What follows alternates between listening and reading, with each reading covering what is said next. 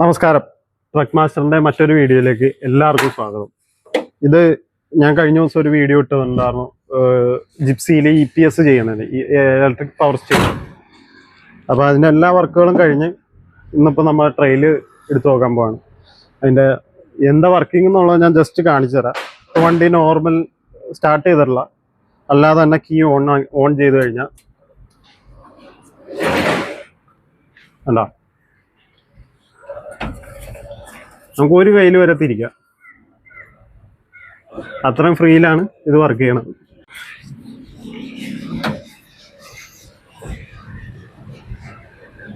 അപ്പോൾ ഇത്രയേ ഉള്ളൂ ഇതിൻ്റെ വിശേഷങ്ങൾ. ഇനി ട്രെയിൽ കഴിഞ്ഞിട്ട് ബാക്കിയുള്ളത് അപ്ഡേറ്റ് ചെയ്യാം. ഇനി അടുത്തൊരു വീഡിയോ വരുന്നതുവരെ എല്ലാവർക്കും